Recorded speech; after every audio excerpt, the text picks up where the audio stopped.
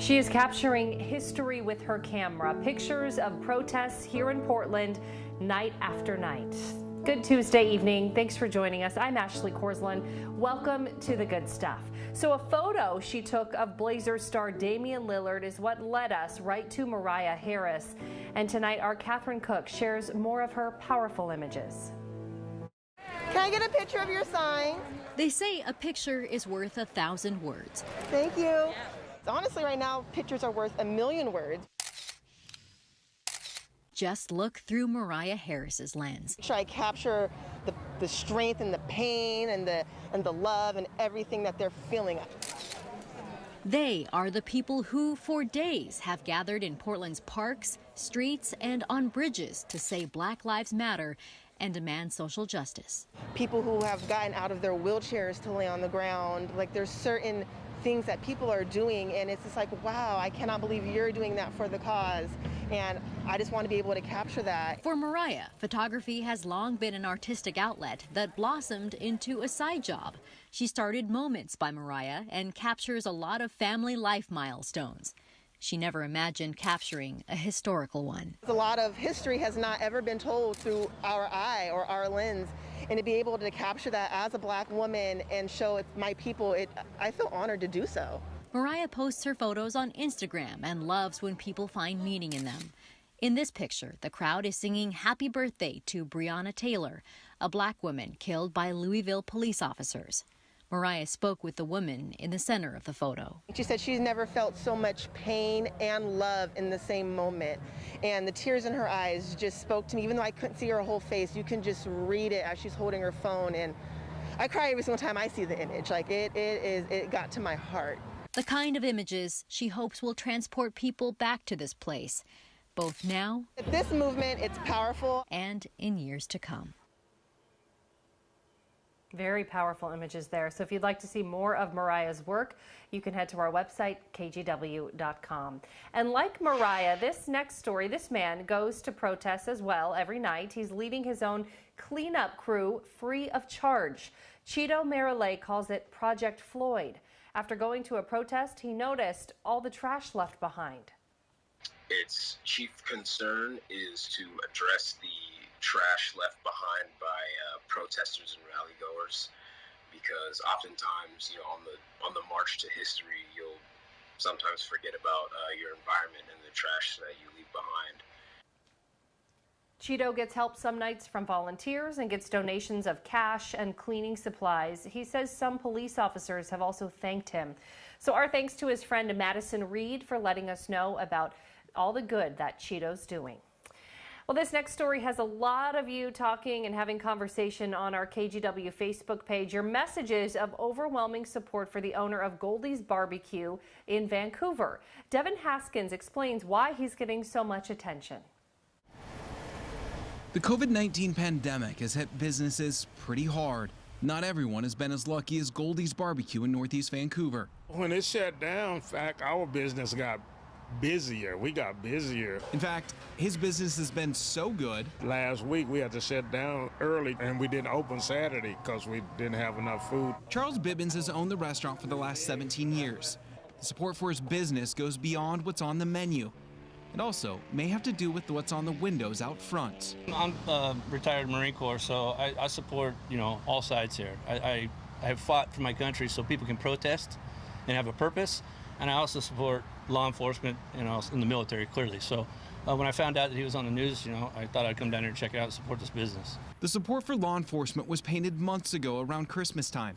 Bibbins' son is a Vancouver police officer. We love those guys. They put their life on the line every day for us and to protect and serve these communities. And the least we can do is, thank them and give them some support. Bibbins took to Facebook after a customer walked out because of that painting. And in the 6-minute-long video posted to the restaurant's Facebook page, Bibbins voices his support for the police officers on the front lines and says that others need to step in and help those not following orders. Try to intervene and help them to calm down and do what the police is asking. That man is doing his job just like you would be doing your job at your factory or store or wherever you work. And I want to say one more thing. You can't legislate prejudice out of people. If somebody's prejudiced or racist or whatever, ain't no law in the land gonna change that they heart. And that was Devin Haskins reporting. Well, we want to share some of your thoughts on that story from Facebook. Barbara Carson loves the family business. She says, always a great day when you stop by. Michelle Brown says everyone who works there is kind and the food is just amazing. And Manny Ryman remembers the first time he went to Goldie's barbecue. He says the food is so good. Thanks everybody for commenting on our post there. We have a lot more positive stories to come tonight, including a stranger stitching some good when a flag gets vandalized. It's really unexpected and wonderful to see the kindness of a stranger who didn't even know us come and repair the flag.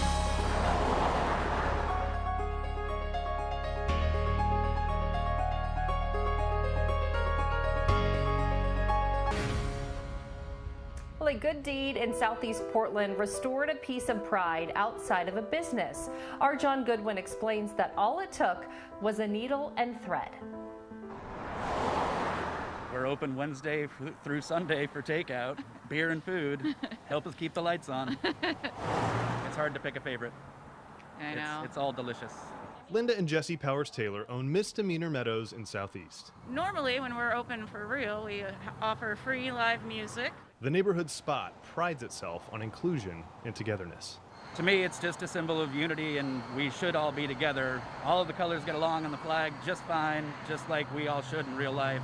Unfortunately, some have taken advantage of their invitation. Well, we had the one pride flag, and a neighborhood kid slashed it, and Jesse repaired it with some buttons. It got the attention of some friends, and so a friend of ours donated the new flag. And then one day, randomly during business hours, somebody came and slashed that flag. Deflated and disheartened, it was like they had had the wind knocked out of them. But what happened next wouldn't have if they had taken down the vandalized flag. It's really unexpected and wonderful to see the kindness of a stranger who didn't even know us come and repair the flag.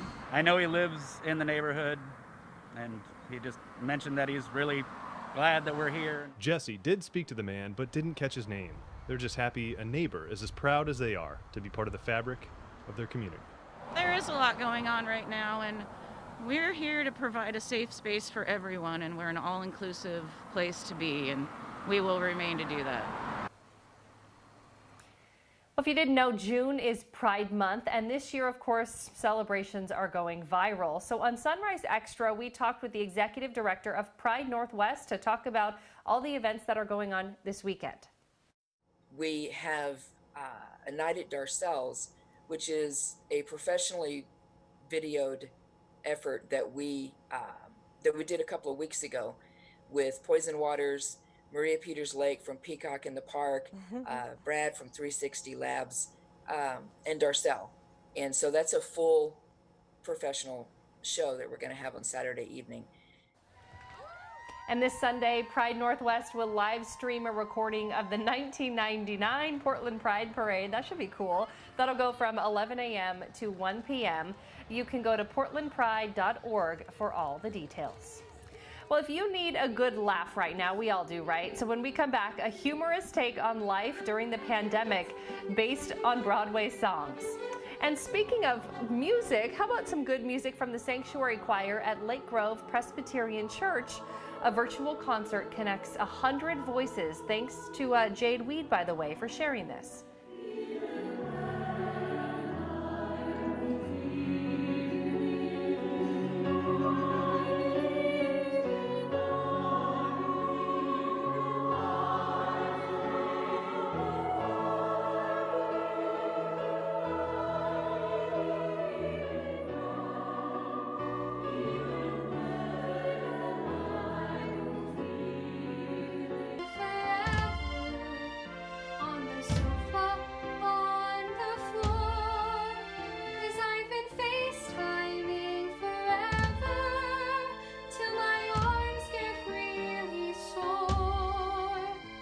Clothing, boyfriends pile dirty clothing, spread about around the whole thing, floor pillow.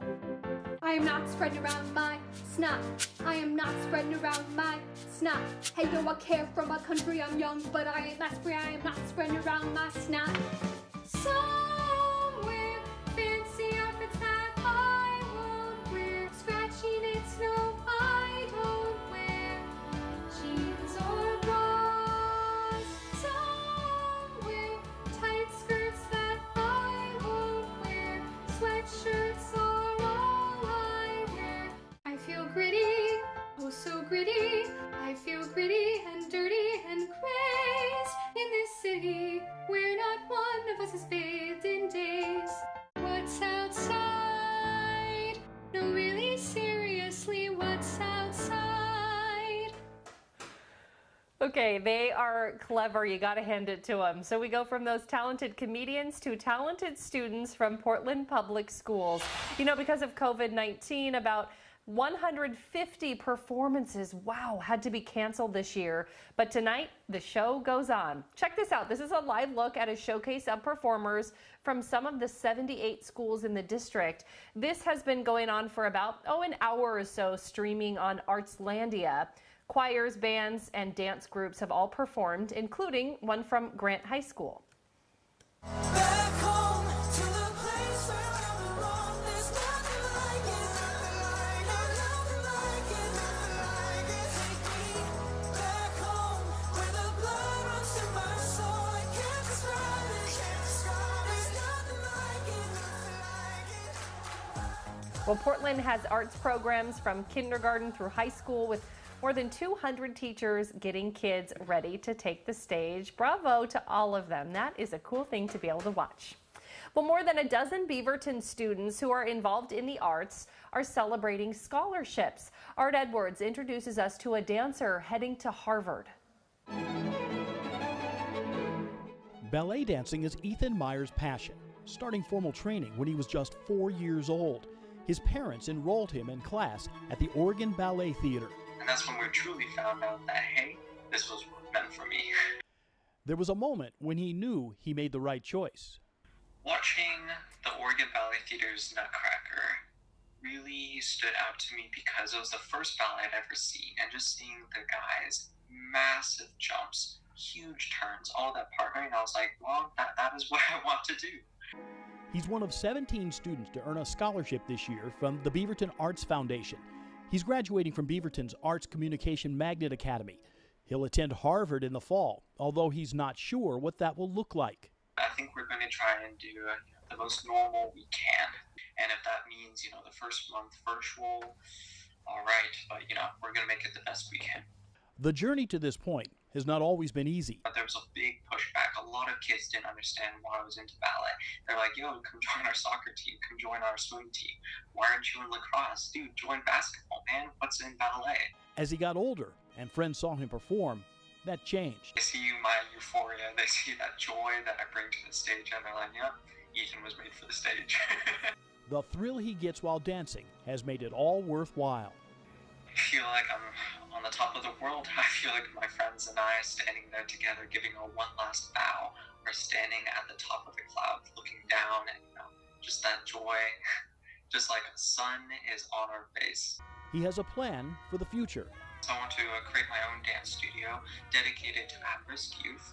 I want to help those in need in my community and other communities, and give the youth the same opportunities I had.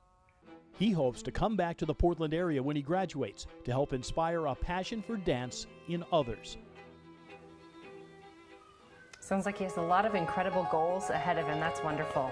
Well, we hear it a lot. Masks are an important part of protecting ourselves right now. Still ahead, a Portland doctor's plan to give them out for free. And welcome back. Well, today a high school student in Beaverton did some good for younger kids. Hannah Hunt handed out 100 bags filled with games and activity books. She worked to raise enough money to buy the brainy bags from Piccolo Mondo Toys. We appreciate Sarah Fisher Beachy with the Beaverton Education Foundation for sending us these great photos. Well, a Portland doctor doing some good has issued a challenge. Brittany Falkers shares his mission to give out masks. People get tired of the same news every day, but the virus doesn't particularly care how many days it maintains the headline. Dr. Rick Rosenfield at the Pearl Women's Center in Portland knows how a little fabric can make a big difference during a pandemic. The reason why you're wearing a mask in public is because it's the right thing to do, not for you, but for everybody else that's coming into contact with you. As the country reopens, he's concerned about a surge in COVID-19 cases. So he's teamed up with Portland activewear company Devani to provide his staff and each patient that comes into his clinic with a free reusable cotton mask. We're seeing more people getting together in big groups. And there's no doubt that we're also going to see an increase in the COVID-19 infection rate. So I think it is more important now than ever for people to recognize what they can do to minimize the spread of this really problematic virus. And he's taken it a step further, donating to the cause so that more Americans have access to these free masks. And he's challenging other companies to do the same. Normally we make environmentally sustainable activewear, but we're really focused right now on making these beautiful cotton masks. It's extremely high quality, it's washable, it's reusable. It's 100% cotton. Devani co-founder and CEO Avi Brown says since April, his company has received around 1 million requests for these masks, and they've donated thousands already. The outpouring of support and need has been staggering, honestly. Right now, he says Devani is focused on communities most at risk for severe illness from COVID-19, senior care facilities, minority communities, and the homeless. Both he and Dr. Rosenfield say wearing a mask is a simple step we can all take to protect our health and the health of our community. We're challenging everybody that has significant means to pay it forward. The best thing we can possibly do, aside from staying at home, is reducing the airborne particles that happen when people are talking to each other and coughing and sneezing and things like that. So this is a perfect opportunity for us to step up and join with another local business to do something positive. And that's a great way to end on a high note there. Well, thank you so much for joining us on this Tuesday. We hope that you will keep sharing the good stuff with us so we can keep airing it. You can text your pictures and stories to the number on your screen or email us at thegoodstuff@kgw.com. And as we leave you this evening, how about a good view or a great view? How about that from our Skycam from the Oregon Veterans Home in the Dalles? Just a beautiful shot. Have a great night, and thanks so much for joining us this evening.